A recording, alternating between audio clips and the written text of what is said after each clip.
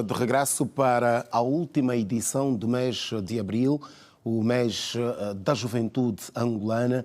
Cá estamos para a última edição deste, que é a especial entrevista deste mês de abril. Hoje são 30 de abril de 2026 e a partir de amanhã, mais concretamente, vamos celebrar o Dia do Trabalhador, o 1º de maio, e vamos nesta edição refletir um pouco sobre a situação do trabalhador angolano, aquilo que tem a ver com o cumprimento da Lei Geral do Trabalho, os deveres dos trabalhadores e também os direitos que ele tem enquanto trabalhador, bem como os deveres do empregador e, claramente, esta ligação, esta relação trabalhador-empregador ou vice-versa. Para tal, nós convidamos também um jovem, já que estamos no mês da juventude, apesar de estarmos a fechar o mês, advogado, especialista em Direito do Trabalho e também docente universitário, Erivaldo Calitamba. Muito boa noite, bem-vindos ao Especial Entrevista. Noite, capitão. Obrigado pelo convite. Muito bem, Erivaldo. Não é a primeira vez que está na Rede Girassol, mesmo assim reiteramos aqui as saudações e obrigado por ter uma vez mais acedido ao nosso convite. Erivaldo, vamos então olhar um pouco para a situação do trabalhador angolano e gostávamos de começar por perceber, ou porque gostávamos que o Erivaldo começasse por nos caracterizar um pouco a questão da Lei Geral do Trabalho. Estamos a falar de uma lei aprovada em dezembro de 2023, mas que começou a vigorar em março de 2024, isto mais concretamente no dia 26. Ao que se diz, e na altura da discussão desta lei falava-se que é um documento que traria maior equilíbrio nesta relação entre empregador e trabalhador. Enquanto especialista em Direito do Trabalho, eu lhe pergunto se concorda com esta posição apresentada a quando das discussões deste documento. Bom, é uma boa pergunta para começar uma entrevista, mas permita-me antes, Alberto, fazer a seguinte consideração geral, e é muito importante. Quando nós falamos de Direito do Trabalho, portanto, este é o tema da nossa entrevista, Direito do Trabalho e a situação do trabalhador angolano, é fundamental nós percebermos o direito de trabalho na sua vertente ampla. Às vezes, há situações que nós confundimos o direito do trabalho com a Lei Geral do Trabalho.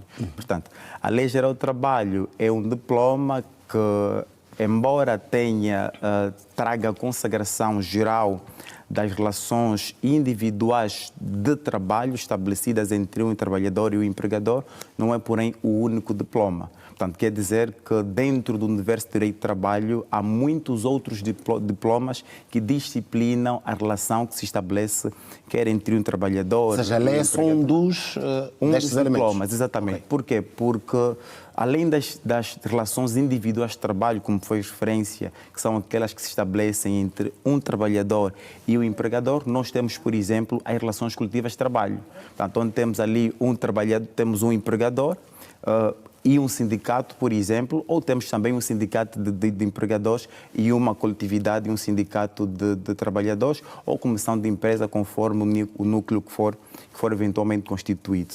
E por que fazer essa reflexão? Porque o direito de trabalho ele surge para uma razão especial, dentre várias funções. Uma das principais é eliminar a diferença, a assimetria que existe entre o trabalhador e o empregador.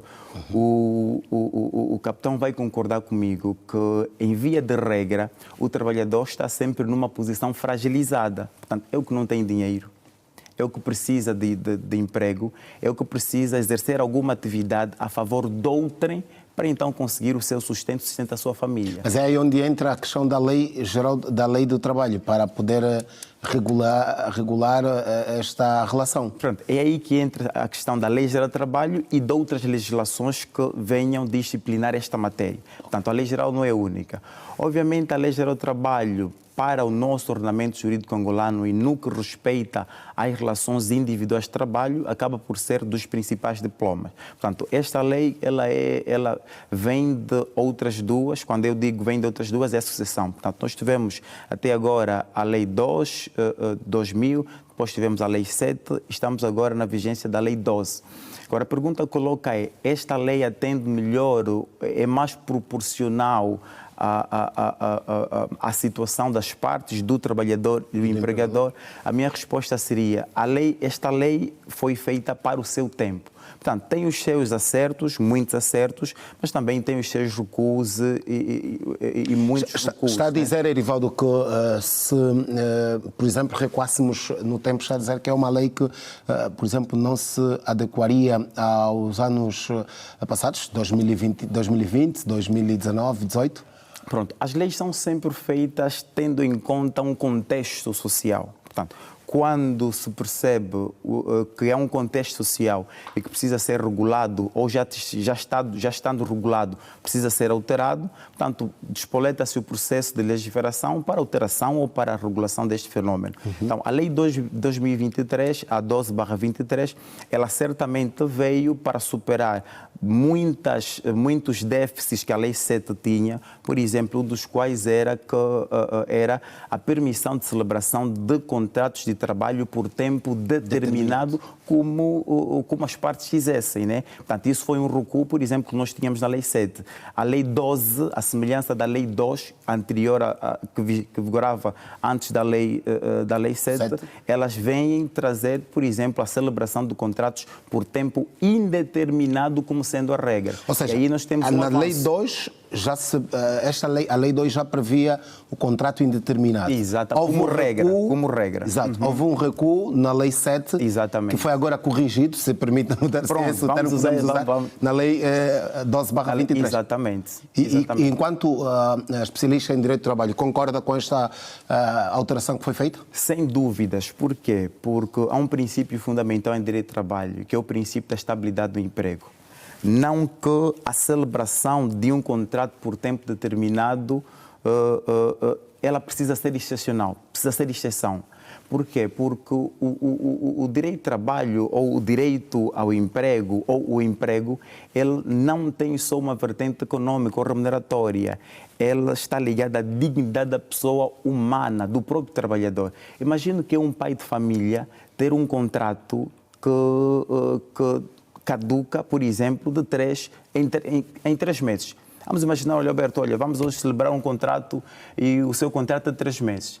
Daqui a bocado passa o primeiro, passa o segundo mês, no terceiro mês, no início do terceiro mês, o Alberto certamente já não está com boa consciência, vai ter que se submeter, na maioria das vezes, aquilo que o empregador ditar, porque quer ver o seu contrato renovado, porque sabe que é a partir daí que ele tem sustento para ele e para a sua família. Portanto, essa é uma situação que, à luz do direito do trabalho, dos princípios do direito do trabalho, não pode ser. Daí, condicionava a situação do trabalhador. Pronto, condicionava, prejudicava e colocava o trabalhador em situações mais precárias porque as empresas abusavam disso. Hoje, embora ainda haja empresas que, não obstante ao que está estabelecido sobre a regra de contratação, ainda recorrem abusivamente à contratação por tempo determinado. Mas nestes casos, como é que se deve agir? Como é que o trabalhador deve se posicionar? É muito simples. Quando o trabalhador vê que, primeiro, nós temos na lei situações que são aptas para serem tomadas para efeitos de celebração de contratos de trabalho por tempo determinado.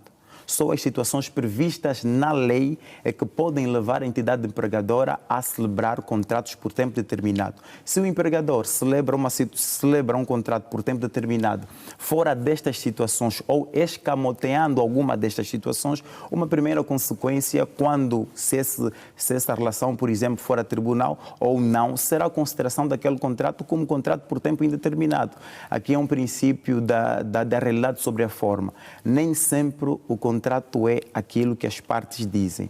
Portanto, vamos imaginar, olha, o trabalhador foi contratado para substituir alguém temporariamente ausente. Vamos imaginar que não haja ninguém que esteja temporariamente ausente na estrutura de trabalhadores ou no leque de trabalhadores. E o empregador simplesmente inventou aquilo porque não quer uma contratação por tempo indeterminado. Neste caso em concreto, ao não se provar, nós vamos considerar aquele contrato como tempo indeterminado, certamente. E como é que funciona, Erivaldo, este contrato por tempo indeterminado? Até que ponto é que o empregador pode chegar e decidir, olha, não quero mais trabalhar com este cidadão? tendo em conta aqui que eles celebraram um contrato, aliás, de acordo com o que orienta a lei, ele é indeterminado, ou seja, não há tempo como tal para cessar. Ok, perfeito. É muito simples. Diferente do que ocorre, por exemplo, nos Estados Unidos da América, onde o empregador pode chegar e dizer ao trabalhador: senhor trabalhador, não quero mais, o senhor vai para a sua vida. O nosso ordenamento jurídico angolano não permite ao empregador proceder desta forma, pelo menos licitamente. Mas isso é o que está na lei. Agora, na prática, assistimos e ouvimos com certeza que o Erivaldo também lida diariamente com muitas situações destas. Olha, fui despedido. Mesmo até que tenha alguma justa causa, mas ele diz: olha, fui hoje e hoje disseram: olha, não querem mais trabalhar comigo. Pois, não pode. Mesmo que haja justa causa, vamos imaginar que o trabalhador seja apanhado em flagrante a furtar, a roubar ou a cometer qualquer ilícito ou qualquer infração disciplinar. O empregador não pode chegar e dizer: olha, o senhor foi apanhado a furtar e está despedido. Não pode. Como é que deve agir numa situação desta? Tem certamente primeiro de instruir um processo disciplinar. Portanto, depois da instrução de processo disciplinar ou na instrução de processo disciplinar, e se chegar à conclusão que de facto o trabalhador cometeu a infração do que foi acusado, aí sim o empregador pode despedir. Portanto, mas não quer isso dizer que todo despedimento deve ocorrer mediante um processo disciplinar. Porque o empregador também pode chegar aqui e dizer assim: olha, trabalhador, eu já não lhe quero ver aqui, portanto, já não temos um bom clima de trabalho, vamos chegar a um acordo. Portanto, o trabalhador e o empregador sentam e estabelecem um acordo para cessar a relação. E cada um deles, portanto, podem estabelecer uma compensação pela desvinculação e depois cada um vai para a sua vida. Porque no contexto laboral conta muito o ambiente laboral, o ambiente de trabalho que se estabelece. O que está a dizer é que neste modelo de contratação, que é por tempo indeterminado, este contrato só pode ser cessado caso as partes concordem? Não. Há várias situações para cessar o contrato. Portanto, pode ser por mútuo acordo, onde as partes, o trabalhador e o empregador, se sentam e chegam a um acordo, portanto, desvinculação, cada um vai para a sua vida, com ou sem pagamento de uma compensação, mas em regra há, porque a prática tem mostrado isso. Pode haver causas objetivas para a cessão do contrato. Vamos imaginar que esteja no limite de idade, reforma. Portanto, instrui-se o seu processo de reforma, depois do órgão responsável, o INSS no caso, validar, dizer que está tudo bem, fizer o pagamento da primeira prestação, é uma causa para cessar o contrato. Ou outras, por exemplo. E temos aquelas situações em que a cessação ocorre unilateralmente da parte do empregado, do trabalhador, que pode cessar o contrato a qualquer momento, desde que observe o aviso prévio estabelecido na lei ou no contrato celebrado, e também há causas que unilateralmente servidas pelo empregador ou utilizadas pelo empregador podem fazer cessar. E este aviso prévio deve ser de quanto tempo? Em regra são de 30 dias. Em regressão de 30 dias. Muito bem. Portanto, e depois, para o trabalhador. Exato. E para o empregador? Para o empregador depende muito da situação. Por exemplo, se nós estivermos em sede de um despedimento coletivo por causas objetivas, o empregador deve obter um aviso prévio de 60 dias. Portanto, se for individual, são 30 dias. Então, depende da situação que levar à cessação ou à extinção da relação laboral. E por que da resistência de muitos empregadores em cumprir a lei? Bom, primeiro, os empregadores têm um trabalho muito grande.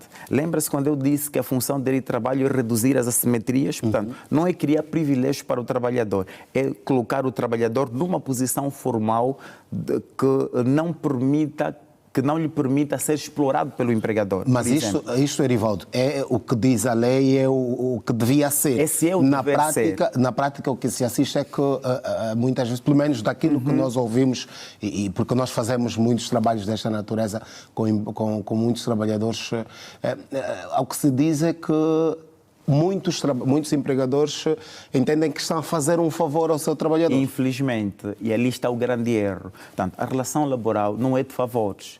Portanto, o trabalhador, ele presta o seu serviço e em contrapartida é uma troca. Portanto, o empregador não deve pensar que está a fazer um favor ao trabalhador e o trabalhador não pode ter a consciência de que está a receber algum favor da entidade empregadora, porque do contrário ele não saberá se posicionar quando estiver em face da violação de um direito seu, por exemplo.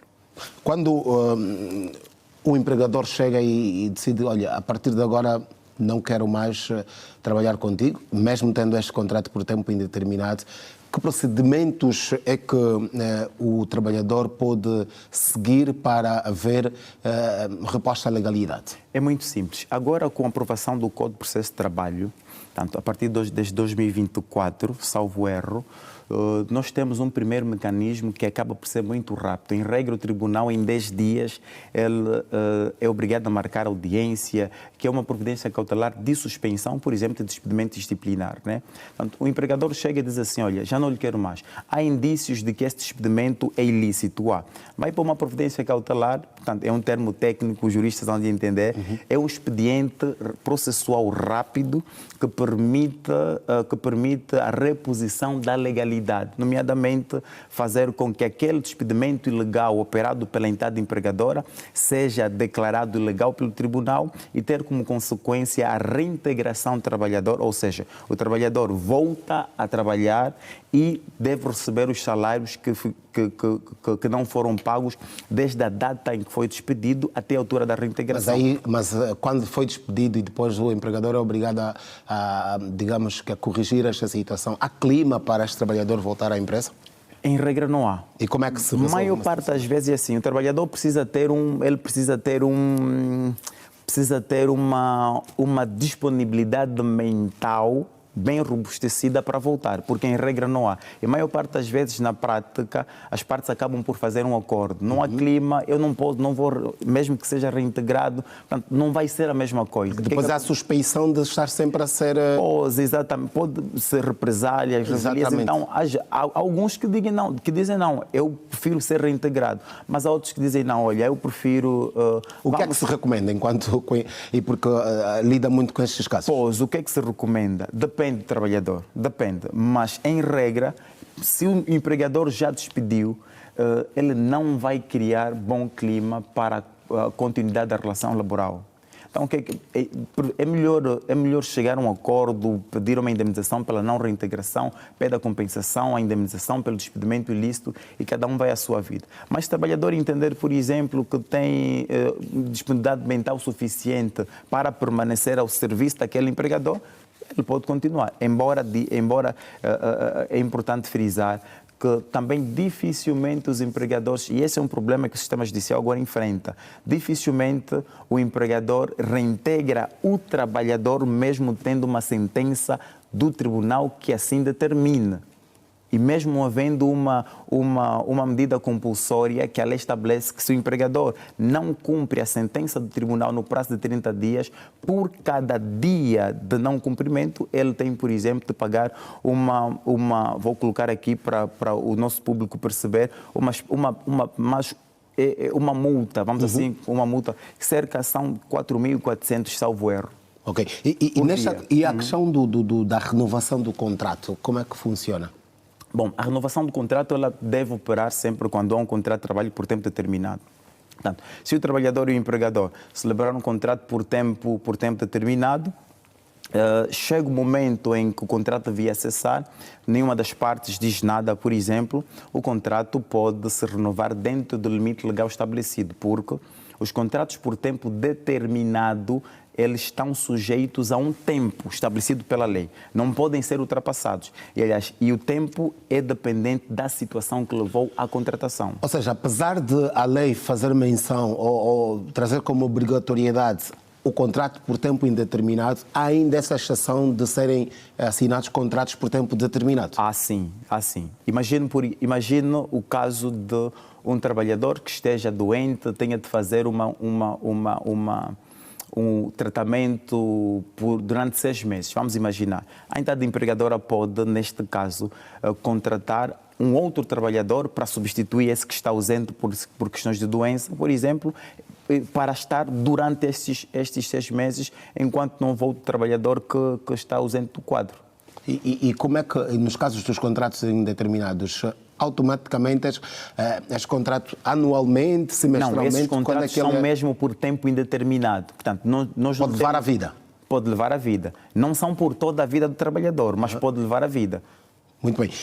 Erivaldo, e quais são as outras alterações que esta lei traz em termos de benefícios, vamos assim dizer, tanto para o empregador como para o trabalhador? Olha, são muitas as situações, portanto, hoje já estamos 2023, 24, 25, 26. Estão 2 anos com esta lei. Já lá vai algum tempo que nós temos aqui a aprovada a lei 23.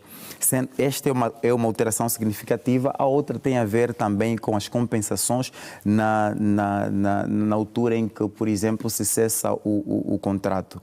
Mas deixe-me, antes de continuar, fazer referência a um facto ainda na contratação por tempo determinado. Infelizmente, se nós formos andar pelas empresas, nós vamos encontrar maior parte, que agem à revelia do que a lei estabelece. Portanto, nós temos muitos trabalhadores que deviam ser contratados por tempo indeterminado, mas os empregadores, portanto, ainda continuam a socorrer da figura do contrato por tempo determinado. O que é que estes empregadores alegam? Condições para manter o trabalhador? O que é que eles alegam? Várias razões. Por isso é que eu perguntava a questão da resistência, né? Várias razões, muitas das quais eles nem têm justificação sequer. É apenas porque quer. E qual é o problema? O trabalhador está sempre, é a parte débil da relação. O trabalhador que esteve, por exemplo, há um ano desempregado, agora aparece uma oportunidade para trabalhar 3 meses, 4 meses. Ele vai ver em discutir a celebração de um contrato por tempo indeterminado e aceitar trabalhar por 4 meses, mas vale aceitar trabalhar por 4 meses. Sem contar as situações em que os trabalhadores são despedidos arbitrariamente ou sem observância do que a lei estabelece. Temos muitos casos de despedimento arbitrário? Temos, sem dúvida que temos. São estes que, por exemplo, enchem as salas de trabalho? Maior parte. Não, os trabalhadores têm a possibilidade de recorrer aos tribunais de trabalho, por exemplo, na fase de execução do contrato ou quando o contrato está a vigorar. Mas maior parte dos litígios que nós temos em tribunal na sala do trabalho são por causa, eu não vou falar em estatística, não tenho, mas por ordem do ofício, do meu ofício, portanto, maior parte das vezes que estive em tribunal, na sala de trabalho, era exatamente por causa de despedimentos ilícitos. Não tenho dúvidas que, e depois, salvo estatística diferente, que a maior parte dos casos em tribunal, na sala de trabalho, são por causa de despedimentos, alguns ilícitos e outros não ilícitos, mas porque o empregador ou o trabalhador entenda que tenha sido ilícito, por exemplo. E há aqui uma questão que é como que é a chave da nossa conversa, e praticamente já estamos a falar dela, né? Que é a questão da situação do trabalhador angolano. Tem esta que o empregador entende que deve colocá-lo numa situação de precariedade, está-lhe a fazer um favor. Que outras preocupações é que lida diariamente com elas e que, enquanto operador do direito, lhe preocupam? Algumas das quais são as situações em que muitos trabalhadores são colocados a laborar. Por exemplo, o empregador tem de criar um ambiente de segurança e saúde no trabalho. Se nós formos andar principalmente pelas empresas de construção, nós vamos ver trabalhadores a prestarem seus trabalhos vinculados a empregadores sem condições mínimas de segurança do trabalho. Portanto, esses trabalhadores, por qualquer descuido, caem. E muitos empregadores que são obrigados a ter o seguro sobre acidente de trabalho e doenças profissionais não têm. Portanto, aquele trabalhador cai de um andaime ou se fere na obra ou em qualquer outra ocasião, não tem o seguro e, embora a lei estabeleça que não havendo seguro é responsável a empregadora, mas daqui a bocado também a empregadora fecha porque é uma empresa que estava a cumprir uma empreitada e esse trabalhador fica a desfavor, fica inválido. Portanto, são muitas as situações que desmeritórias para os trabalhadores, a segurança no trabalho, a segurança, saúde, segurança no trabalho, o próprio assédio moral e até sexual que muitos empregadores fazem contra os trabalhadores, de maneira geral, são questões muito preocupantes que algumas, quando encontram um trabalhador mais ou menos esclarecido, já sabem onde recorrer para ver os seus direitos acautelados, outras nem por isso e acabam por sofrer todas estas situações sem poder reclamar e sem poderem ver alguma justiça feita a seu favor. E essa questão do trabalhador esclarecido é também uma preocupação, claro, que vamos poder abordar na segunda parte desta especial entrevista. Estamos a conversa hoje com o advogado especialista em Direito do Trabalho, Erivaldo Kalitamba. Vamos a um rápido intervalo, voltamos daqui a pouco para continuarmos a falar da situação do trabalhador angolano, já que estamos em véspera do 1º de maio, Dia Internacional do Trabalhador.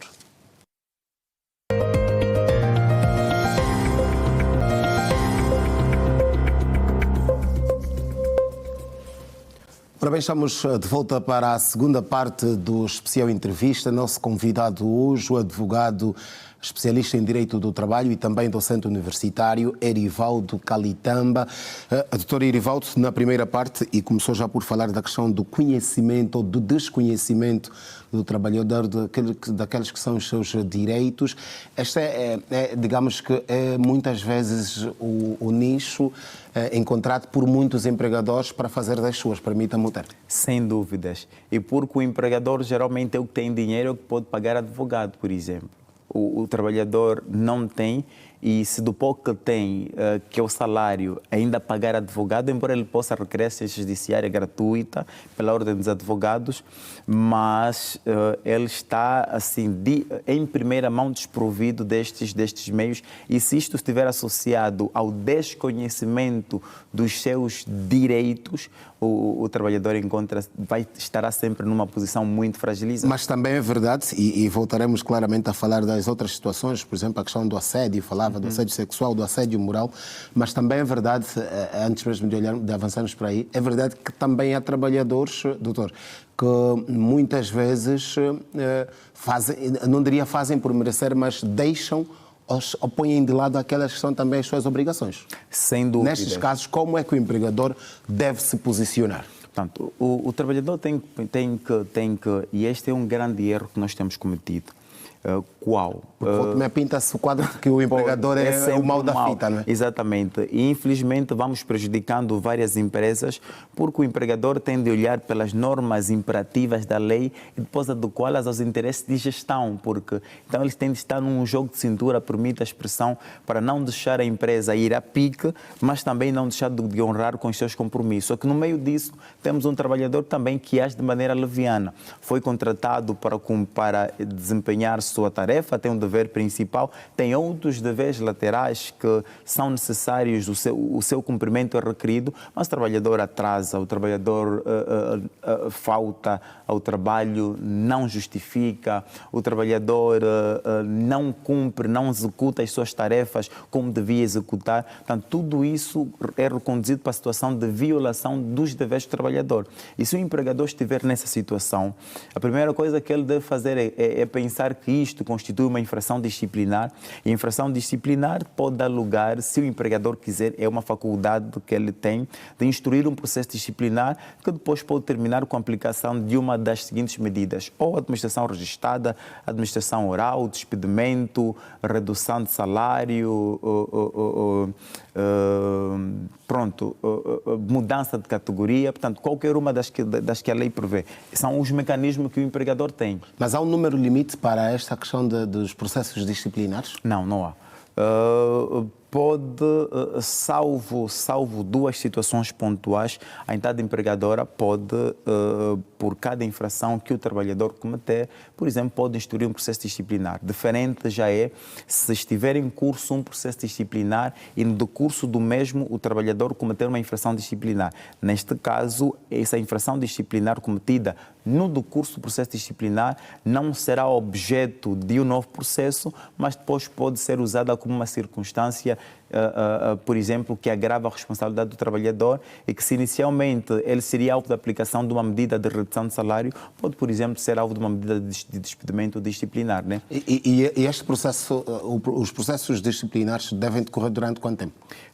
Portanto, nós temos, assim, de maneira muito geral, a entidade empregadora, desde a data em que se apercebe que houve uma infração, houve violação de um dever, e conhece o infrator, ela tem 22 dias úteis para iniciar o processo disciplinar.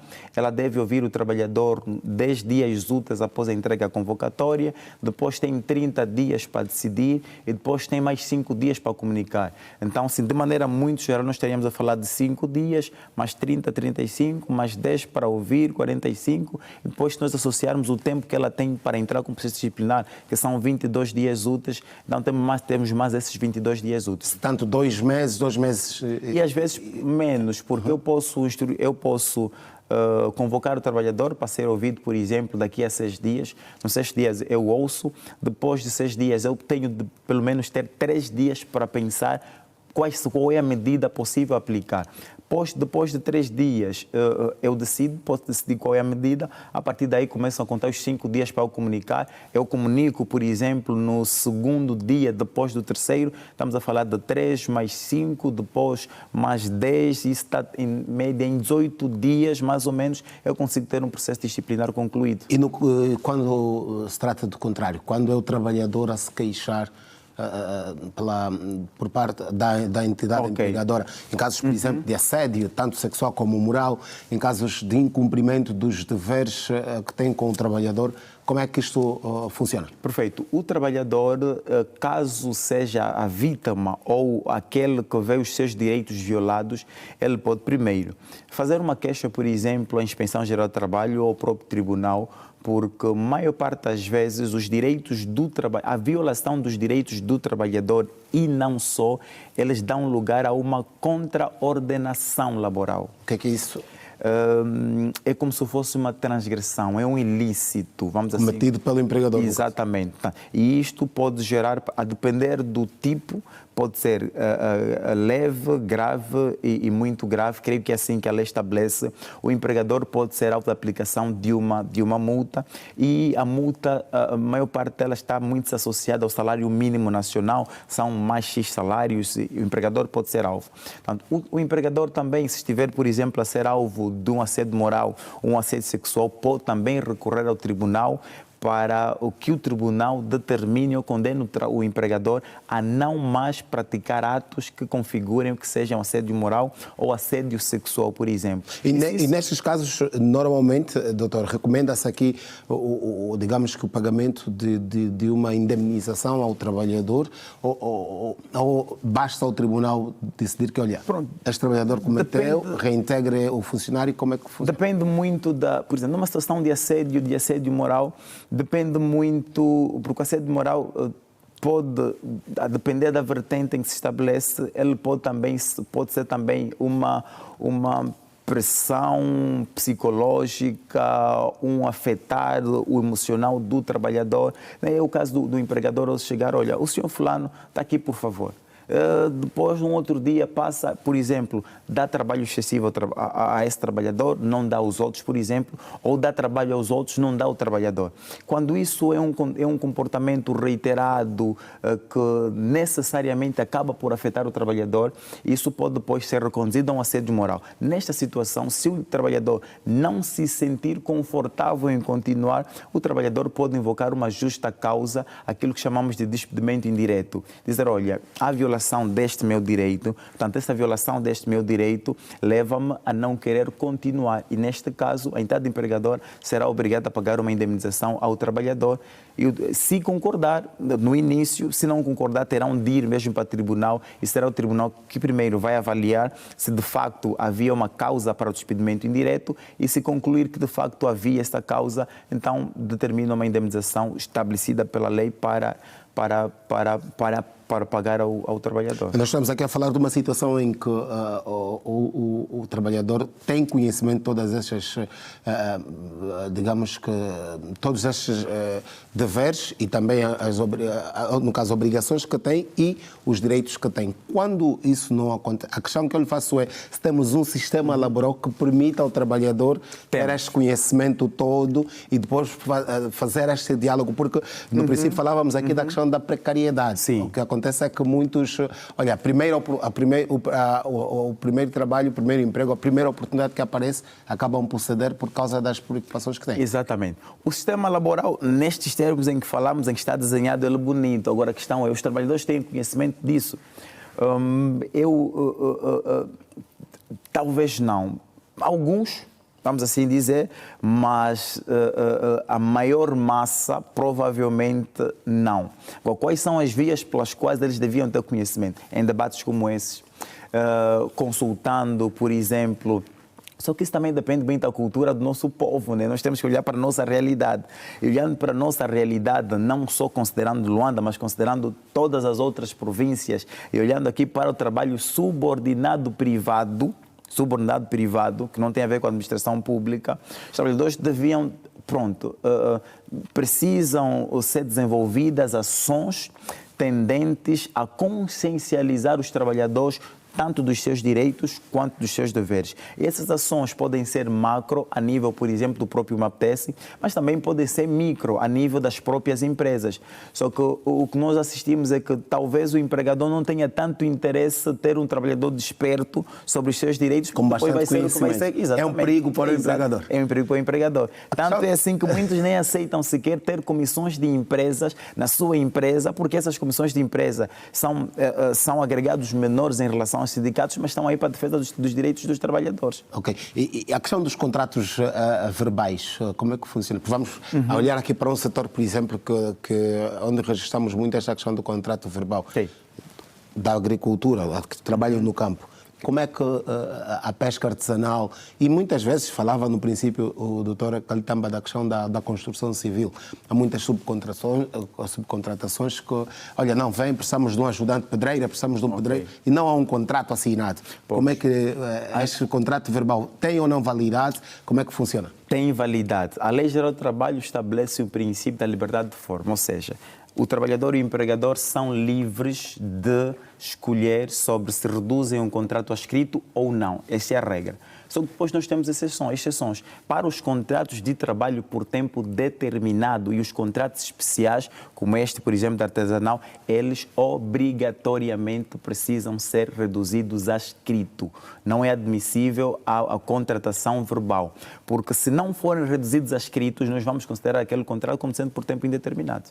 Ok. E porque depois o trabalhador não terá provas para justificar que prestou esse serviço? Exatamente. Não só não terá provas para justificar que prestou o serviço, como poderá ter dificuldades para provar a existência daquela relação. Porque o empregador pode dizer, olha, eu nunca celebrei, a nossa relação nunca foi de laboral. Vai dizer, não, foi só um biscato, não é? Foi só um Chamei biscato. só para um dia. Um biscato, foi uma falida para um dia. Ok. A questão das férias, doutora, há aqui duas preocupações. A questão é obrigatório que todo trabalhador tenha, ou seja, todo trabalhador tem direito a gozar férias. É extremamente obrigatório que o trabalhador goze férias. Pelo menos uma vez no ano, ou seja, uma vez no ano, mas pode reparti-la. Portanto, as férias podem ser repartidas, por exemplo, podem ser repartidas. Duas ou três? 2 ou 3, depende muito daquilo que for o acordo entre trabalhador e empregador. A verdade é que o trabalhador deve, por ano, ter 22 dias úteis de férias. Salvo aquelas situações de proporcionalidade, porque o contrato ficou suspenso ou porque ocorreu alguma causa que não permitiria o gozo dos 22 dias úteis de férias e no ano da admissão. O trabalhador deve gozar, é inegociável isso. As férias, por exemplo, de 2026, em 2027, o trabalhador indubitavelmente deverá gozar. Se não for possível em 2027, ele deverá gozar até o primeiro trimestre de 2028. Isso é inquestionável, é inegociável. Até março. Até março do... E se assim não acontecer? Se assim não acontecer, nós entramos numa situação de violação de direito de férias. E como é que se corrige? O empregador será obrigado a pagar uma indemnização ao trabalhador, calculada nos termos da lei, e o trabalhador deverá ir para efetivo gozo de férias. Por quê? O trabalhador... Ou seja, vai para as férias e ainda é indemnizado. Exatamente. Daí é que a entidade empregadora, quando a entidade empregadora é obrigada até 31 de janeiro de cada ano a fixar um mapa de férias. Portanto, já sabe que o João, o Antônio, o Cicrano vão gozar férias, um em janeiro, outro em agosto, outro em setembro. Portanto, nesta data, a entidade empregadora deverá dar uma guia de férias do trabalhador, vá gozar as suas férias, para não acontecer de, passado o período estabelecido pela lei, cair-se numa situação de violação de direito a férias. Doutor, muitas vezes, e com certeza ouviu, e nós também, vendi as férias. O que é que a lei diz sobre isso? É comum na nossa praça, vender as férias, né? Mais que vender Se existe, a lei prevê isso? Não. O direito a férias é irrenunciável. Ainda que eu queira, eu não posso renunciar. Por quê? Ele tem uma finalidade, que é a recuperação física, psíquica ou de outra índole do trabalhador. O trabalho físico ou o trabalho intelectual, ele é desgastante. E o trabalhador precisa de recuperação e é neste período de férias que o legislador ficcionou que o trabalhador teria então essa recuperação. Vender é válido? Não é. Quais são as situações em que eu posso, pelas minhas férias, por exemplo, receber algum dinheiro em vez de gozar? Quando o contrato cessa, por exemplo. Se eu tiver um contrato por tempo determinado, vamos imaginar, eu durante o contrato, um ano após, por exemplo, os meus direitos, o meu direito a férias se venceu, é exigível. Portanto, na altura em que eu devesse gozar, o contrato termina, não faz sentido eu gozar férias de uma relação que já cessou. Aí sim, eu posso receber uma remuneração de férias que pode ser proporcional se de facto eu não tiver os 22 dias úteis ou correspondente aos 22 dias úteis, mas nessa situação. Agora, naquelas situações em que o trabalhador depois volta, olha, vai vender as férias, não pode e nem deve vender, porque senão isso também, salvo erro, constitui uma contraordenação laboral. A entidade empregadora não só pode incorrer o risco daquela violação de direito a férias, mas também pode incorrer o risco de ser multada por esta contraordenação. Ou seja, nem o empregador, nem o trabalhador devem sentar aqui à mesa e dizer, olha, vamos negociar a férias. Não existe isso. Muito que o trabalhador queira, não pode. É ilegal. O direito a férias não se vende. Ele deve gozar as férias, deve ir às férias e deve receber o subsídio de férias. Quando assim não acontece, a entidade está a incorrer a uma ilegalidade. Exatamente. A questão e falava antes da cultura de trabalho, e para insistirmos na questão das infrações cometidas pelos próprios trabalhadores. Um trabalhador que tem um contrato, mas que prejudica a empresa. Como é que, e quando falamos em prejudicar, desvia fundos, desvia meios, chega a hora que bem entender. E temos muito, né? E infelizmente. Como é que situações desta natureza devem ser? E as empresas sofrem muito com isto, Sim. Porque os trabalhadores têm a ideia de que a lei está aqui para as proteger de um ponto ao outro. Não. A lei não está para, como eu disse, para privilegiar os trabalhadores. A lei está para criar um equilíbrio. A lei e o direito de trabalho em si. O trabalhador é violador dos seus deveres.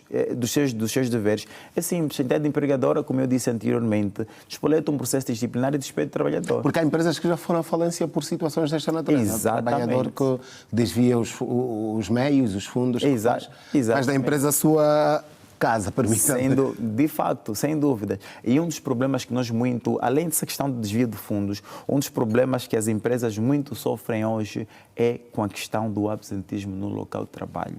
Os trabalhadores, há muitos trabalhadores, não vou dizer os trabalhadores, há muitos trabalhadores, porque também é verdade que há outros que têm uma conduta exemplar, excepcional, mas há outros que não são responsáveis, chegam à hora que quiserem, saem à hora que quiserem, portanto, faltam, não justificam. Então, há muitas situações que as entidades empregadoras têm estado a suportar e às vezes também a visão um bocado pró-trabalhador que os nossos tribunais acabam por ter, nem todos os juízes, alguns, também é um dos pontos que vem em prejuízo da subsistência, por exemplo, de várias empresas, porque às vezes também por desconhecimento suporta trabalhadores que de alguma forma já não estão aí para a empresa, já não estão aí para o empregador. E isso certamente não facilita a vida da empresa e leva ou à violação do empregador, dos direitos do trabalhador, ou mesmo às vezes ao encerramento da empresa, porque não consegue se manter com um nível de trabalhadores e que reiteradamente não cumpre com os seus deveres. E quando a empresa reiteradamente não põe à disposição do trabalhador as condições para ele exercer as suas funções, depois quer cobrar do trabalhador. Olha, não criou as condições por exemplo, de transporte, de informáticas e por aí fora, mas depois quer exigir que o trabalho dê resultado, o trabalhador dê resultados. A entidade empregadora é obrigada a criar as condições indispensáveis para a execução da relação laboral. Portanto, não me vai contratar, por exemplo, como um engenheiro de IT e não me dá computador, não me dá internet, não me dá o que quer que seja indispensável para a prestação da minha atividade, porque não seriam factos contraditórios. Eu exijo a prestação de uma atividade para a qual eu não providencio as condições mínimas ou necessárias ou aceitáveis para o efeito. Quando há esse nível de exigência, a entidade empregadora não só viola direitos do trabalhador, por exemplo,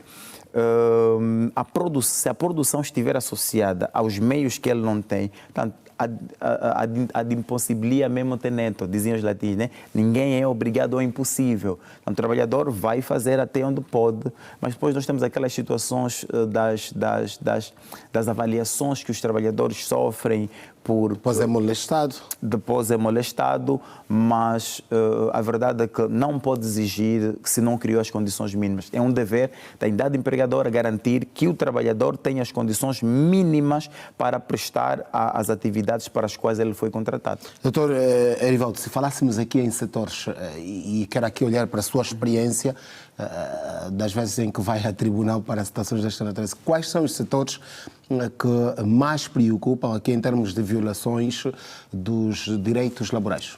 Bom, eu não sei se estaria em setores, mas da experiência que eu tenho e tenho vivido, é muito preocupante as relações laborais que são estabelecidas entre cidadãos nacionais com empresas, nada contra os chineses, mas com empresas chinesas. A maior parte das vezes, as reportagens que nós vemos na TV de degradação do ambiente, de trabalhadores maltratados, de trabalhadores obrigados a trabalhar, tem a ver com empresas desta nacionalidade. Repito, não sou nada contra, mas é muito frequente isso. Portanto, mesmo se nós formos, por exemplo, aí nas famosas cantinas dos mamadus, nós vamos encontrar há muita violação de direitos dos trabalhadores. Mas é aquilo que nós dizemos, né? O trabalhador ele só pesa entre aceitar a violação dos meus direitos e ficar, entre não aceitar a violação de direitos e ficar desempregado e ceder a violações de direito e conseguir ter algum dinheiro, e muitas das vezes tem salários baixíssimos, abaixo do salário mínimo nacional, ele prefere, nem que for para ganhar 35 mil casas e se submeter a estas intervenções, ingerências, a violações dos seus direitos, muitas das vezes eles preferem isso. Mas aí está, o Estado é obrigado, o Estado deve criar também condições para a promoção de emprego dos cidadãos nacionais. Aí, e depois, falava dessa questão dos maus tratos, há uma ação que deve ser mais presente por parte, por exemplo, da Inspeção-Geral do Trabalho. Sem dúvidas que sim, mas também isso será possível se as pessoas fizerem denúncias.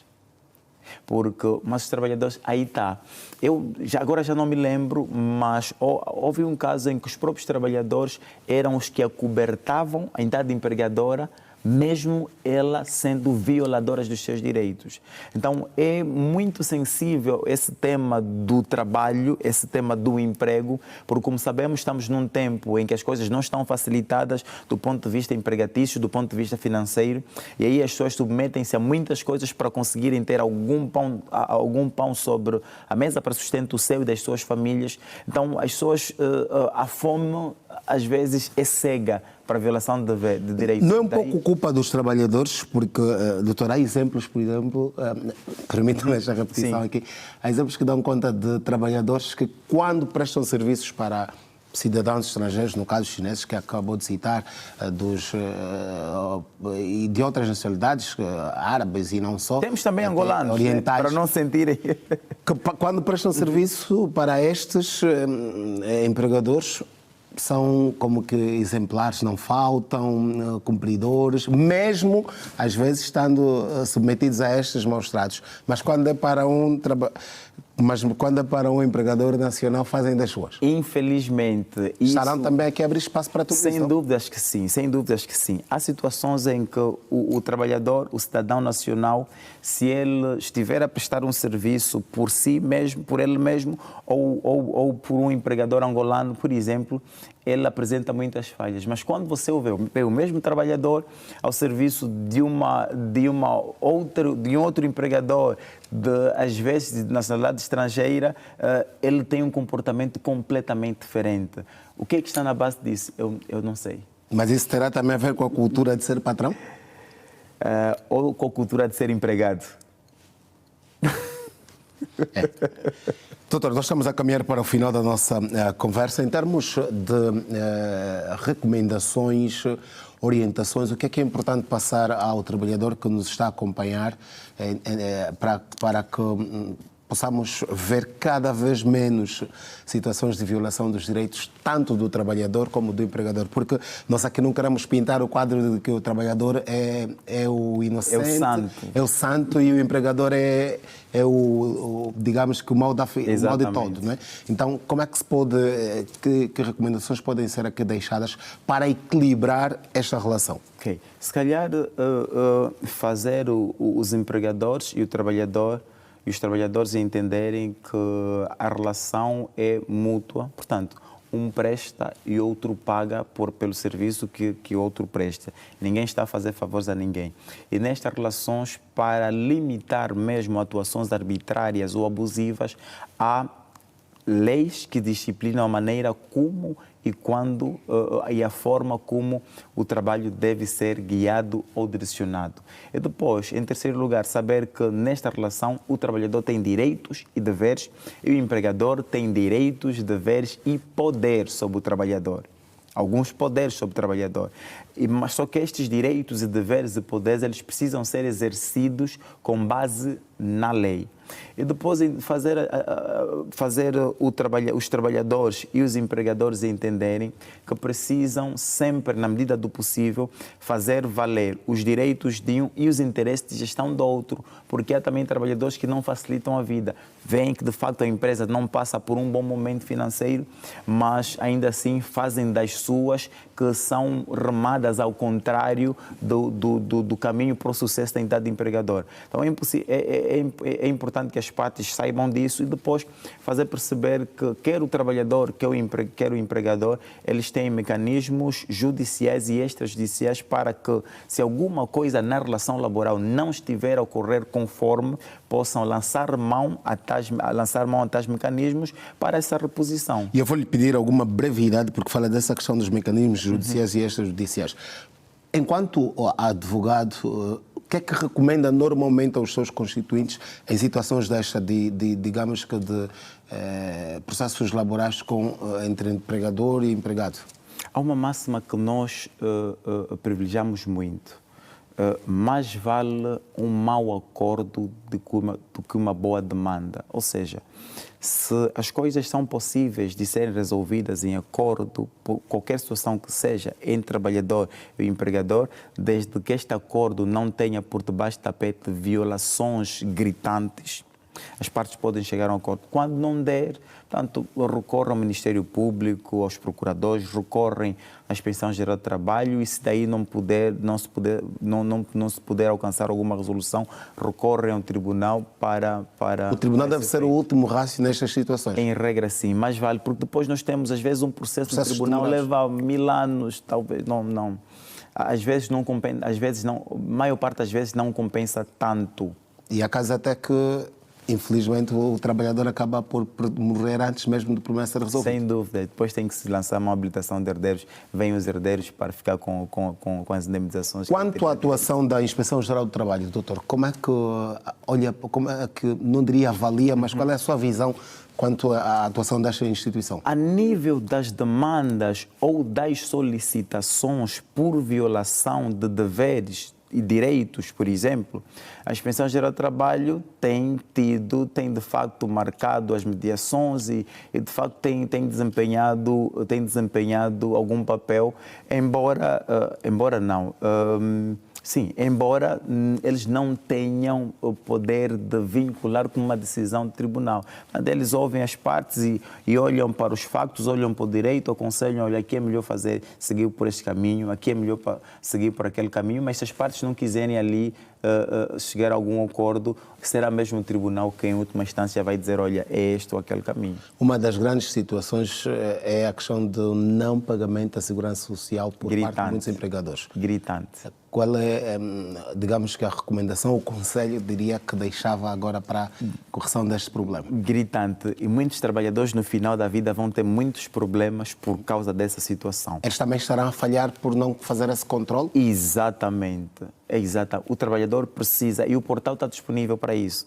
Tem lá creio que é com o número de segurado, depois tem lá uma senha acho que é o número de segurado, vai lá, cede e consegue ver quais são as contribuições feitas a seu favor. Portanto, se você não verificar, amanhã depois,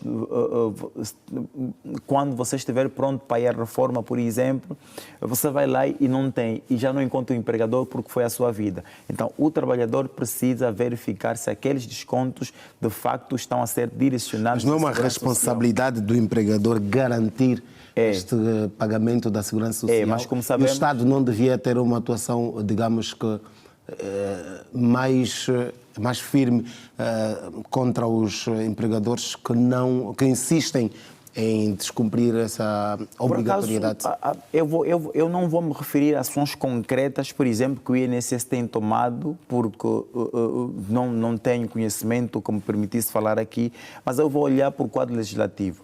Nós já temos, a nível da legislação, uma lei que criminaliza este facto. Portanto, o empregador que desconta, mas não entrega a segurança social, em regra, comete o crime de abuso de confiança. Portanto, se não for abuso de confiança, ele tem a fraude ou infração. Fuga ao fisco? Pronto, okay. Pronto, a segurança social. Fuga ao fisco fica mais para a GT, que vamos ficar mais com a que é mais dura com as empresas. Que é mais dura com as empresas. Por que é que o INSS não é? Não sei, temos que ligar para eles para lhes perguntar, porque eu não sei. Doutor Erivaldo Kelitamba, muito obrigado por ter vindo ao especial entrevista. Com certeza que um assunto que não se esgota no dia de hoje. Continuaremos a olhar para a situação do trabalhador ao longo do mês de maio, tal como fazemos durante todo o ano. Muito obrigado mesmo e até uma próxima oportunidade. Obrigado, até a próxima. Assim que nos acompanhou, estamos a colocar um ponto final ao especial entrevista desta quinta-feira. Quando voltarmos da próxima semana, já estaremos no mês de maio. Até lá, sempre ligado à Rede Girassol. Muito boa noite. Voltamos na próxima semana.